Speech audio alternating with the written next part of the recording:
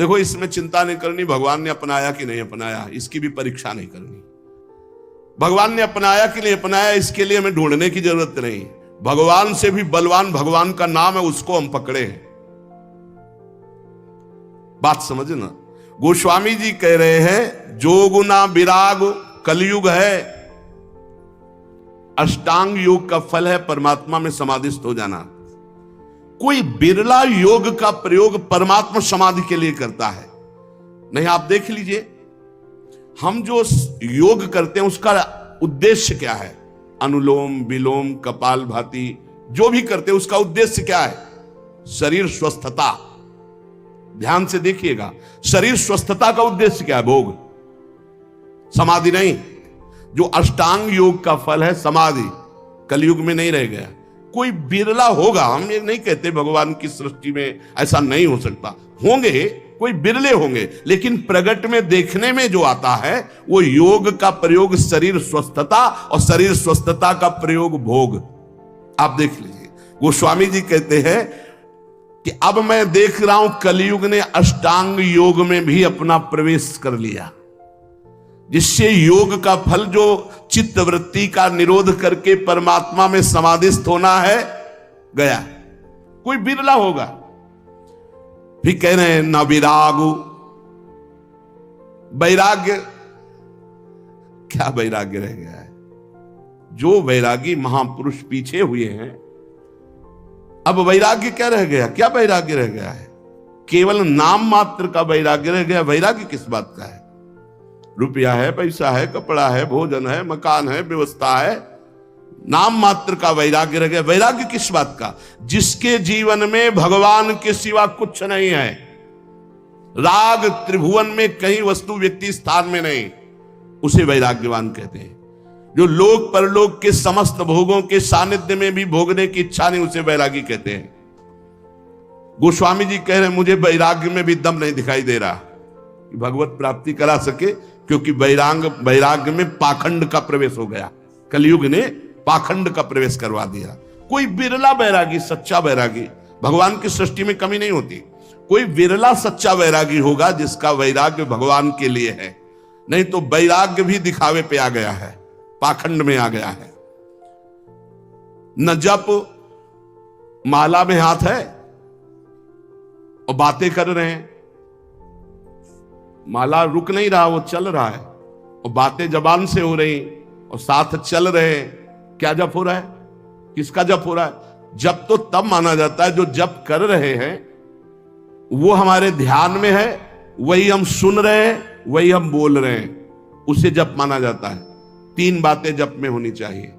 जो हम जप रहे हैं वही सुन रहे हैं, वही हमारे ध्यान में है। राधा तो दिखाई दे रहा है, राधा लिखा, सुनाई दे रहा है राधा, और हम बोल रहे हैं राधा, और फिर एक मन का सकिला, फिर राधा, फिर एक मन का सा, वो जप। अब जप में भी 11 माला कहा है, हो जाए हर 5 मिनट में घड़ी में, और जल्दी जल्दी, स्वाद नहीं, रुचि नहीं, मन नहीं, बस। कोई कोई तो ऐसे माला सरकाते कि हमें लगता है कि अगर रा बोले तो भी नहीं सरकेगा।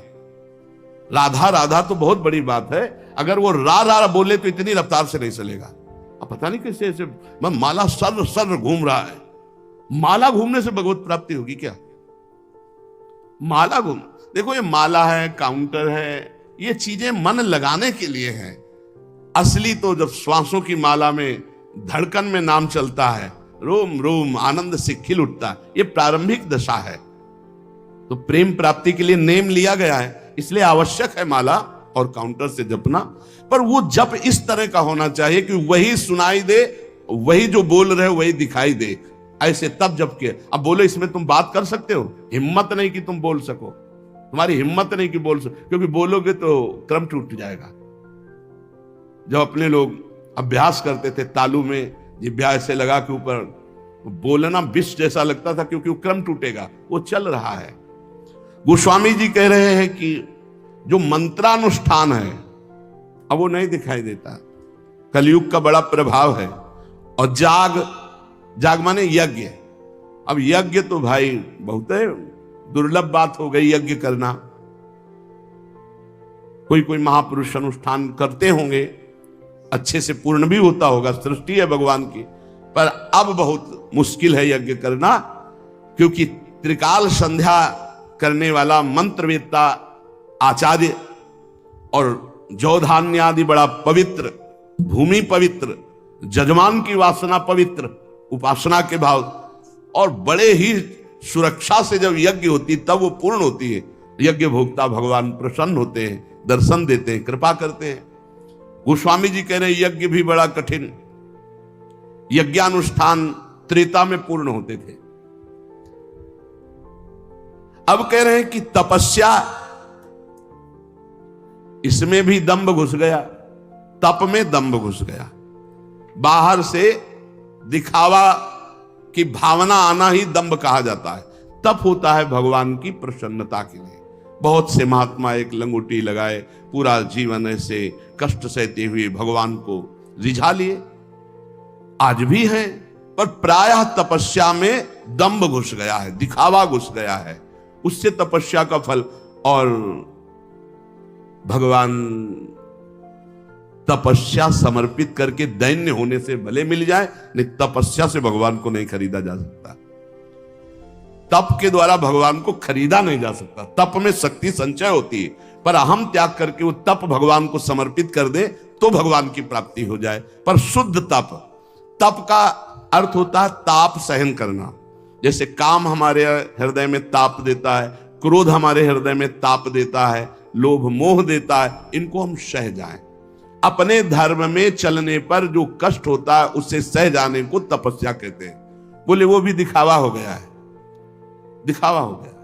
भगवान जानते हैं तो हम दिखावा किसके लिए कर रहे हैं। तो तप में दिखावा दंभ घुस गया। और बोले जो त्याग है, जोग न विराग जप जाग तप त्याग, त्याग कहते हैं हमारे हृदय में भगवत प्राप्ति की लालसा हुई है, जानबूझकर सारे भोगों का, सुख सुविधाओं का त्याग करके असुविधा युक्त जीवन, भगवान के लिए सब सुविधाएं हैं, असुविधा युक्त जीवन। त्याग का जब तक अहम होता है तो ना संतों में और ना भगवंत में द्रवण क्रिया नहीं होती, ध्यान रखना। उनका हृदय तभी द्रवित होता है जब त्याग का, अहम का भी त्याग हो जाए। कई बार सत्संग में सुनाया है, पूरे भारत के नदियों का भ्रमण करके फलाहार दुग्ध आदि से जीवन व्यतीत करते थे। उनको जब सुनने को मिला महाप्रभु चैतन्य देव की महिमा की कीर्तन में अमृत बरसता है, तो उन्हें लगा कि जब मैं जाऊंगा तो मैं त्यागी हूं, समस्त तीर्थों का अवगाहन किए हूं, फलाहार दुग्धाहार रहता हूं, तो महाप्रभु गले से लगा लेंगे। कीर्तन में पहुंचे, जे भी पहुंचे तो महाप्रभु का कीर्तन रुक गया और कहा कौन बहिर्मुख पुरुष आ गया जिससे कीर्तन का रस सूख रहा है। और वही आए हुए थे, बोले हटाओ इनको, हटा। अब वो जो दूर जाकर के खड़े हुए और रोने लगे कि प्रभु क्या मुझ जैसे अधम का आपके चरणों में कोई स्थान नहीं मिलने का। अगर आप जैसे महापुरुष, अंदर से प्रार्थना करते हैं, आप जैसे महापुरुष मुझ जैसे अधम को स्वीकार नहीं करेंगे, फिर मेरा उद्धार कैसे। महाप्रभु दौड़ पड़े और जाके गले से लगा लिया और कीर्तन में उन्मत्त कर दिया। अहम का त्याग, त्याग की स्मृति का त्याग, दैन्य भाव। तो त्याग का भी महत्व भगवत प्राप्ति नहीं करा सकता। तीर्थ न धर्म जानो वेद विधि किमि है। अब तीर्थ ध्यान देना, आप कलयुग की चाल का ध्यान देना, आप सब हृदय वाले हैं। घर गृहस्थी में उतने पापाचरण की वृत्ति नहीं आएगी जितना तीर्थ में आने की संभावना है। क्यों आने की संभावना है? कलयुग की कुचाल है कि यहां का पाप वज्र की तरह होगा, तुम्हारी दुर्गति होगी। ब्रह्मा जी के 4 ये युग पुत्र हैं, सतयुग, त्रेता, द्वापर, कलयुग। सतयुग से कहा मैंने सृष्टि की रचना में नरक की रचना की है, उसका भी ध्यान रखना, कुछ लोग उधर भी जाना चाहिए। बोले प्रभु हमारे राज्य में कोई नरक जाए असंभव, आपकी इस आज्ञा का पालन नहीं हो पाएगा, सतयुग ने कहा। त्रेता से तो त्रेता ने कहा बड़े भैया का अनुसरण करेंगे। द्वापर से कहा तो द्वापर ने कहा हम आज्ञा पालन करने की सम्यक चेष्टा करेंगे, आपकी आज्ञा का पालन हो कि कुछ लोग जो अधर्माचरण करेंगे वो नरक भेजे जाए। सतयुग में अधर्माचरण, त्रेता में, कलयुग से कहा तो उनका बड़े भैया ने जैसे साफ जवाब दे दिया आपको कि हमारे राज्य में भूल चूक से कोई चला जाए नहीं, नरक नहीं जाएगा। तो वही हम उत्तर देते कि हमारे राज्य में भूल चूक से कोई स्वर्ग या परम पद चला जाए, सबको नरक भेजेंगे सीधे, कलयुग सीधे हाउसफुल नरक। चिंता मत करो महाराज, आज्ञा का पालन हम करेंगे। हर जगह तीर्थ याटन में व्यसन, व्यभिचार, छल, कपट, चोरी ये निषेध है, पर लोग तीर्थ याटन में जाकर के ऐसे अपराध ज्यादा कर देते हैं। नशा करना, व्यभिचार करना, चोरी करना, क्रोध करके लड़ाई कर लेना, किसी तीर्थवासी को पीट देना, अपमान कर देना, ऐसे बहुत तरह से। वेद विधि किम है। अब वेद विधान तो वो समझे जो शास्त्र स्वाध्याय करे, जो खूब महापुरुषों का संग करे, वो जान पाता है क्या करना चाहिए क्या नहीं करना चाहिए। तस्मात् शास्त्रम प्रमाणन्ते कार्यो व्यवस्थित हो। अब यहां फुर्सत नहीं है मोबाइल से, टेलीविजन से, पेपर से, संसार की बातों से, तो कौन पढ़े योग वासिष्ठ, कौन पढ़े भगवत गीता की टीका, कौन पढ़े श्रीमद् भागवत महापुराण, कौन पढ़े वेद के सिद्धांत। तो कैसे पता चलेगा जीव का कर्तव्य क्या है, क्या करना चाहिए क्या नहीं करना चाहिए। ऐसा नहीं वैदिक सिद्धांत को जानने वाले नहीं हैं, पर बिरले कोई। तो भगवत प्राप्ति इसमें भी बड़ी कठिन। गोस्वामी जी कहे तुलसी सो पोचना भयो है, नहीं हुए है कहूं। अब मैं तुमसे अपनी बात कह रहा हूं कि मेरे जैसा पामर कोई ना हुआ है ना है। पहले तो बताया इन सब से अब भगवत प्राप्ति नहीं होने वाली, ध्यान दे लो। बहुत बढ़िया सिद्धांत, ये सब शास्त्रों का सिद्धांत, हृदय सम्मत सिद्धांत को स्वामी जी कह रहे। जोग ना विराग जप जाग तप त्याग व्रत तीरथ ना धर्म जानो, वेद विधि किम है। अब व्रत की पूछो तो कोई बिरला ही व्रत का नियम। एक बार हमने वर्णन किया था कि दशमी को ये और एक बार, और द्वादशी को एक बार, और एकादशी को तो पूरा या तो निर्जला रहो या एक बार जल फल फूल जो कुछ थोड़ा सा ग्रहण कर लो। अब तो जानते हो कैसे व्रत होते हैं, कूटू का और सिंघाड़े का, जैसे कूटू के पकौड़ा बन रहे हैं, सिंघाड़े के हलवा बन रहे हैं, समा के खीर बन रही है, और क्या क्या पकवान बन रहे हैं, बाल भोग अलग, राज भोग अलग, शयन भोग अलग। भैया इससे व्रत तो रोज रहे तो बढ़िया चकाचक है। नहीं, व्रत का मतलब है उपवास, तो उपवास पूरे दिन कुछ नहीं, शाम के समय जल फल कुछ ले लिया नहीं, पार पूरा उपवास करके निर्जला। एक कोई भी व्रत रहो तो ऐसे थोड़ी है कि पुआ पकौड़ी और सब इधर उधर के जोड़ बटोर करके के वही खाना पे मर जाओगे क्या एक दिन के लिए। व्रत रहो तो शाम से हर व्रत में मंगल विधान होता है, जो हम जलते हैं, जो भूख से व्याकुल होते हैं, उससे हमारे पाप नष्ट होते हैं। अब ऐसा व्रत नहीं रह गया, डकार आ जाए और ये दिन चाहे ना आवे, व्रत के दिन जरूर डकार आवे। इतना बड़ा तरबूज फल भी तो डकार आ जाए पक्का। व्रत किस बात का, दबा दबा के फल फूल और सब मिष्ठान और सब पा रहे हैं। अब बोले व्रत है तो भाई ऐसे व्रतों से भगवत प्राप्ति नहीं होती। व्रत रहा गया है, शास्त्रों में वर्णन है, आप देखो पयो व्रत का वर्णन है, चंद्रायण व्रत का, कृच्छ व्रत का, बड़े बड़े व्रत का। कौन सा व्रत रह गया है? अब रसेंद्री का व्रत रह गया है। एक पत्ता मुख में रख लेती है माता जी, अपर्णा नाम पड़ गया, तब भगवान शिवपति रूप में प्राप्त, तब भगवान की प्राप्ति। व्रत ही तो तुलसीदास जी कह रहे हम तुम्हें बता दें, हम सब तरह से पामर हैं। ये देखो महापुरुषों का हृदय। तुलसी सो पोचना भयो है, नहीं हुए है कहूं। मेरे जैसा पामर न कोई है और न कोई होगा। सोचे सबया के अग कैसे प्रभु क्षमी है, मेरे तो न डरू, मुझे कोई डर नहीं है भाई। क्यों? तुमने क्या पा लिया कि तुम्हें डर नहीं? बोले रघुबीर सुनो साची कहो, औरों से नहीं, सीधे भगवान से कह रहे। खल अन खई है तुम्हें सज्जन ना गमई है। दुष्ट लोग इस बात से प्रसन्न होंगे। अब देखते हैं इसकी कौन सी दशा होगी। पर सज्जन लोग इस बात से दुखी होंगे कि तुलसी राम का है, इसका अहित कैसे हो सकता है। तो कह रहे हैं मुझे डर नहीं, सुनो रघुनाथ जी, भले सुकृति के संग मोहि तुला तौलितो, तपस्वी व्रती तीर्थयाटन योगी जपी त्यागी इन सबको एक तुला में रख लो हे रघुनाथ जी, और तौला जाए तो मेरी तरफ कांटा भारी होगा। बोले क्यों महाराज? बोले हम पहले कह दिया कि बहुत पामर हैं, पहले कह दिया, हम ये नहीं कह रहे कि बहुत हम महान हैं, लेकिन जब इन सब साधन करने वालों को एक तरफ और मुझे तौला जाएगा तो मेरी तरफ झुकाव होगा, वो हल्के हो जाएंगे। बोले क्यों? नाम के प्रसाद भारू मेरी ओर नमी है, क्योंकि मैंने केवल नाम का आश्रय ले लिया है।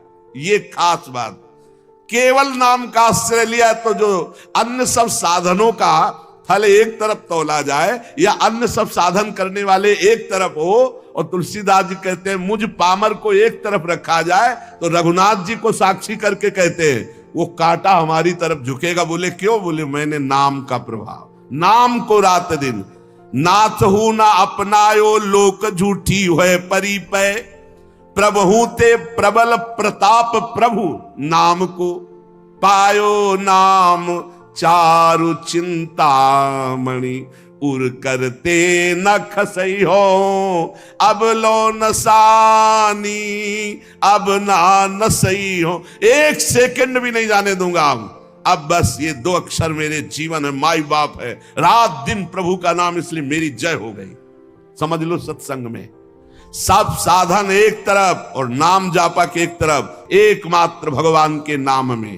गोस्वामी जी कह रहे हैं जागिए न सोइए बिगोइए जन्म जाए, दुख रोग रोइए कलेश को काम को, राजा रंक रागी और विरागी भूरी भागिए, अभागी जीव जरत प्रभाव कलि बाम को, तुलसी कबंद कैसो धाई वो विचारु अंध, धंध देखियत जग सोच परिणाम को, सोई वो जो राम के स्नेह की समाधि सुख, और जागबे जो जीह जपे नी के राम नाम को।